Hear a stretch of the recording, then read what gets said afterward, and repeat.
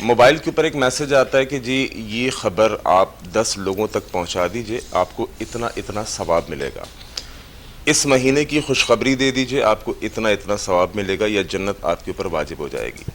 اچھا، نیچے ریفرنس جب آپ دیکھیں تو کچھ بھی نہیں لکھا ہوتا، ٹھیک ہے، اور اگر لکھا ہوا بھی ہوتا ہے تو جب اس ریفرنس کو اس کی اوریجنل بک کے اندر دیکھا جاتا ہے تو معلوم چلتا ہے کہ کہنے والے نے جھوٹا ریفرنس دیا ہے۔ یہ دین کامل ہے، یہ دین مکمل ہے۔ اللہ رب العالمین نے قرآن مجید کے اندر بیان فرمایا الیوم اکملت لکم دینکم واتممت علیکم نعمتی ورضیت لکم الاسلام دینا۔ یہ دین پیغمبر اسلام جناب محمد رسول اللہ صلی اللہ علیہ وسلم پر مکمل ہو گیا، کامل ہو گیا، اور اس دین کے اندر نہ تو کمی کی گنجائش ہے نہ زیادتی کی گنجائش ہے۔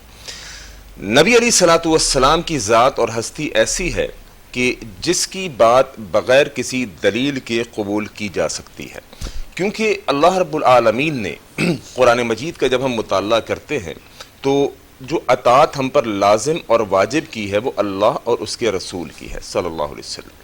فرمایا یا ایھا الذین آمنوا، اے لوگو جو ایمان لائے ہو، اطیعوا اللہ و اطیعوا الرسول، اطاعت کرو اللہ کی اور اس کے رسول کی۔ ساتھ فرمایا وَأُولِي الْأَمْرِ مِنْكُمْ، تم میں جو امر والے لوگ ہیں، حکم والے لوگ ہیں، تمہارے حاکم، تمہارے علماء کرام، ان کی بھی اطاعت کرو۔ لیکن اللہ اور اس کے رسول کی اطاعت غیر مشروط ہے، اور اللہ کے علاوہ جو اطاعت ہے اولی الامر کی، اس کے ساتھ اللہ رب العالمین نے فرمایا فَإِن تَنَازَعْتُمْ فِي شَيْءٍ فَرُدُّوهُ إِلَى اللَّهِ وَرَسُولِهِ، کہ اگر آپس میں کسی بات کے اوپر کوئی ٹکراؤ ہو جائے، آپس میں کسی بات کے اوپر کوئی بحث ہو جائے، تو پھر کیا کرنا ہے؟ پھر دلیل لانی ہے قرآن اور حدیث سے کہ اللہ رب العالمین نے یہ کہا، نبی علیہ الصلوۃ والسلام نے یہ کہا۔ اللہ کے نبی علیہ الصلوۃ والسلام کی بات کبھی غلط نہیں ہو سکتی۔ نبی کے علاوہ کوئی بھی غیر نبی ہو، کوئی بھی ہو، نبی کے علاوہ کوئی بھی ہو، اس سے غلطی کے امکانات موجود ہیں۔ جتنے علماء اکرام ہیں، جتنے مفتیان اکرام ہیں، جتنے لوگ ہیں، جتنے امام ہیں، وہ سب ہمارے سر کے تاج ہیں، لیکن بات ان کی مانی جائے گی وہ جو بات قرآن اور حدیث کے مطابق ہو۔ کوئی ایسا شخص کھڑے ہو کے کہہ دے کہ یہ بات کرو، یہ کام کرو، ایک ٹانگ پہ کھڑے ہو کے پوری رات نماز پڑھو تمہیں جنت مل جائے گی، تو اس کی اس بات کو ڈھونڈنے کے لیے قرآن اور حدیث کی طرف جانا پڑے گا۔ یہ نہیں کہ میرے مولوی نے کہا، میرے امام نے کہا، میرے بڑے نے کہا، میرے سرپرست نے کہا اور میں وہ بات مان لوں، چونکہ جیسے کہ پروگرام کے شروع میں سبھی نے کہا کہ یہ دنیاوی امور نہیں ہے، یہ خالص دینی امور ہے جن سے ہماری جنت اور جہنم کا سوال ہے، جس سے ہماری آخرت اچھی ہوگی یا آخرت خراب ہوگی۔ تو دنیاوی امور کے اندر کسی کے تجربات کو آپ یقیناً لے سکتے ہیں کہ وہ کہے کہ یہ میرا تجربہ آیا، آپ اس کو کر کے دیکھیں، لیکن دینی معاملات کے اندر وہ بات اس وقت تک قبول نہیں کی جائے گی جب تک اس کے اوپر مہر نہ لگ جائے اللہ کے نبی علیہ الصلوۃ والسلام کی بات کی، یا اللہ رب العالمین کے قرآن کی، نبی کا قرآن، نبی علیہ الصلوۃ والسلام کی بات ہو یا اللہ رب العالمین کا قرآن ہو، وہ بات آنکھیں بند کر کے قبول کر لی جائے گی۔ لیکن میرے جیسے کسی عام آدمی کی بات ہو، چاہے وہ کوئی بھی ہو، کتنا ہی بڑا مولوی، علامہ، کتنا ہی بڑا پیر، کتنا ہی بڑا حاکم کیوں نہ ہو، اگر وہ دین سے ریلیٹڈ کوئی بات بتا رہا ہے، جیسے میں نے اگزامپل دی کہ ایک ٹانگ پہ کھڑے ہو کے پوری رات قرآن پڑھو، نماز پڑھو، اللہ تمہیں جنت عطا کر دے گا، تو اس مولوی سے یہ پوچھنا کہ مولوی صاحب آپ یہ جو بات فرما رہے ہیں کہ ایک ٹانگ پہ کھڑے ہو کے قرآن پڑھو، نماز پڑھو، جنت مل جائے گی، اس کا ثبوت قرآن اور حدیث سے کہاں ہے؟ دیکھیں بات یہ ہے کہ نبی علیہ الصلوۃ والسلام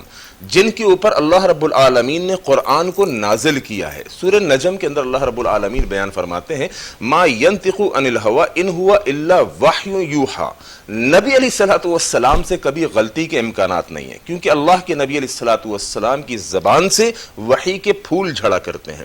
نبی علیہ الصلوۃ والسلام کوئی بھی بات اپنی جانب سے نہیں کہتے، نبی علیہ الصلوۃ والسلام ہر بات اللہ رب العالمین کے حکم سے کہتے ہیں، لہذا اللہ کے نبی علیہ الصلوۃ والسلام سے غلطی نہیں ہو سکتی۔ نبی کے علاوہ کوئی بھی ہو، دیکھیں ابو بکر صدیق رضی اللہ تعالی عنہ نبی علیہ الصلوۃ والسلام کے ساتھی، اور صحابہ اکرام میں ابو بکر صدیق رضی اللہ تعالی عنہ کا مقام اور مرتبہ بہت بلند ہے۔ ایک دن اللہ کے نبی علیہ الصلوۃ والسلام کے ساتھ بیٹھے ہوئے ابو بکر صدیق رضی اللہ تعالی عنہ، نبی علیہ الصلوۃ والسلام کے پاس ایک سائل آیا اور آ کر کہا اللہ کے نبی میں نے رات ایک خواب دیکھا ہے اور میں اس خواب کی تعبیر جاننا چاہتا ہوں۔ آقا علیہ الصلوۃ والسلام ابھی خواب کی تعبیر دیتے ہی تھے کہ ابو بکر رضی اللہ تعالی عنہ نے کہا کہ اللہ کے نبی اگر اجازت ہو تو خواب کی تعبیر میں دے دوں. نبی علیہ الصلوۃ والسلام نے کہا ٹھیک ہے ابو بکر آپ کو اجازت ہے, خواب کی تعبیر آپ دے دیں. ابو بکر رضی اللہ تعالی عنہ نے خواب کی تعبیر دی اور تعبیر دینے کے بعد اللہ کے نبی علیہ الصلوۃ والسلام سے کنفرمیشن لی کہ اللہ کے نبی جو خواب کی تعبیر میں نے دی ہے کیا وہ درست ہے؟ اللہ اکبر. نبی علیہ الصلوۃ والسلام نے کہا ابو بکر آدھی تعبیر درست ہے آدھی تعبیر غلط ہے. یہ کون ہے؟ نبی علیہ الصلوۃ والسلام کے سب سے قریبی ساتھی ابو بکر رضی اللہ تعالی عنہ. اللہ کے نبی فرماتے ہیں ابو بکر آدھی تعبیر درست تھی آدھی تعبیر غلط تھی. اب اس میں 2 پوائنٹ سمجھنے کے. پہلا نقطہ, اگر خواب کی تعبیر اللہ کے نبی صلی اللہ علیہ وسلم دیتے تو اللہ کے نبی علیہ الصلوۃ والسلام کو کنفرمیشن سرٹیفکیٹ کسی سے نہیں لینا پڑتا. کیوں؟ ما ینطق عن الہوا ان ہوا الا وحی یوحی. نبی علیہ الصلوۃ والسلام اپنی طرف سے کچھ نہیں کہتے, ان ہوا الا وحی یوحی. نبی وہ بیان کرتا ہے جو اللہ کی طرف سے نازل ہوتا ہے. نبی کی زبان پر اللہ رب العالمین نے پہرا بٹھایا ہوا ہے کہ نبی کی زبان سے صرف اور صرف وحی نکلے گی. لیکن کوئی بھی غیر نبی ہو وہ بات صحیح بھی کہہ سکتا ہے غلط بھی کہہ سکتا ہے. اللہ کے نبی نے فرمایا ابو بکر آدھی تعبیر درست ہے آدھی تعبیر غلط ہے.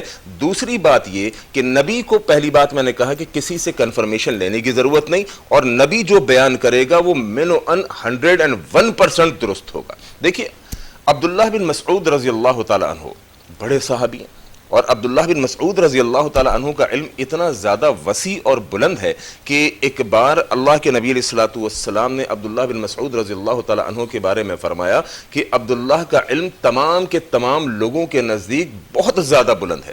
یعنی تمام کے تمام علماء اکرام ایک طرف اس وقت کے موجودہ, اور عبداللہ بن مسعود کا علم ایک طرف. یہ عبداللہ بن مسعود رضی اللہ تعالی عنہ دمشق گئے. دمشق کے اندر ایک بندہ ان کو ملا مسئلہ پوچھنے کے لیے کہ میں یہ بتانا چاہ رہا ہوں کہ انسان کا علم کوئی بھی ہو مکمل نہیں ہو سکتا. عبداللہ بن مسعود رضی اللہ تعالیٰ عنہ دمشق گئے اور وہاں پر ایک شخص ملا. اس نے کہا عبداللہ میں نے ایک لڑکی سے نکاح کیا ہے, ابھی رخصتی نہیں ہوئی ہے. نکاح کرنے کے بعد اب مسئلہ یہ ہے کہ میں یہ سوچتا ہوں کہ میری جو پہلی بیوی سے اولاد تھی وہ اور یہ بچی جس سے میں نے نکاح کیا ہے تقریباً ہم عمر ہے, لہٰذا میں سوچتا ہوں کہ اس لڑکی کو طلاق دے کے اس کی ماں سے نکاح کر لوں. لاجک اس میں یہ ہے کہ جس سے میرا نکاح ہوا ہے وہ اور میری بچیاں تقریباً ہم عمر ہیں, تو وہ آپس میں مینج نہیں کر پائیں گی, کھیل کود میں ہی رہیں گی, لہٰذا میں چاہتا ہوں کہ اس کو طلاق دوں اور اس کی ماں سے نکاح کر لوں. عبداللہ بن مسعود رضی اللہ تعالیٰ عنہ نے کہا کہ دیکھیں جب آپ لڑکی کو طلاق دے دیں گے تو اس کی ماں سے نکاح آپ کر سکتے ہیں. یہ فتویٰ دے کے عبداللہ بن مسعود رضی اللہ تعالیٰ عنہ مدینہ واپس پہنچے. مدینہ پہنچے, تمام کے تمام صحابہ اکرام مسجد نبوی کے اندر موجود تھے. عبداللہ بن مسعود رضی اللہ تعالیٰ عنہ نے کہا کہ کیوں نہ میں اپنا فتویٰ صحابہ اکرام سے ڈسکس کر لوں, صحابہ اکرام کے درمیان پیش کروں. عبداللہ بن مسعود نے صحابہ اکرام کے سامنے مسئلہ رکھا کہ میں دمشق گیا, وہاں ایک مسجد کے اندر ایک صاحب ملے, انہوں نے یہ مسئلہ مجھ سے پوچھا کہ ایک لڑکی سے نکاح ہو گیا لیکن چونکہ اس لڑکی کی عمر اور میری جو سابقہ بیوی سے اولاد تھی اس کی عمر تقریباً ملتی جلتی ہے, لہذا میں چاہتا ہوں اس لڑکی کو طلاق دے کے اس کی ماں سے نکاح کر لوں. میں فتویٰ دے کر آ گیا کہ جب طلاق تم دے دو گے تو رشتہ ختم ہو جائے گا, لہذا تم اس سے نکاح کر سکتے ہو. اب تمام صحابہ جو موجود تھے تمام صحابہ نے کہا عبداللہ بات یہ ہے کہ آپ غلط مسئلہ بتا کر آ گئے. کون؟ عبداللہ بن مسعود رضی اللہ تعالیٰ عنہ, جن کا علم اللہ کے نبی علیہ الصلوۃ والسلام نے کہا کہ تمام کے تمام موجودہ دور کے علماء کرام جو اس وقت تھے ان سب سے زیادہ ہے. تمام صحابہ نے کہا عبداللہ آپ غلط مسئلہ بتا کر آ گئے, اللہ کے نبی علیہ الصلوۃ والسلام کی حدیث ہمارے پاس موجود ہے اور اللہ کے نبی علیہ الصلوۃ والسلام نے فرمایا کہ جس لڑکی سے ایک بار نکاح ہو گیا اس کی ماں ہمیشہ کے لیے حرام ہو جاتی ہے, یعنی اس سے نکاح نہیں کیا جا سکتا. تو بتانے کا مقصد یہ ہے عبداللہ بن مسعود رضی اللہ تعالیٰ عنہ جیسے اتنے بڑے صحابی اگر ان سے غلطی کے امکانات موجود ہیں کیونکہ وہ نبی نہیں ہے, کیونکہ وہ پیغمبر نہیں ہے, ایک ذات ایک ہستی ایسی ہے جس سے غلطی نہیں ہو سکتی, وہ ذات وہ ہستی اللہ کے نبی علیہ الصلوۃ والسلام کی ہے.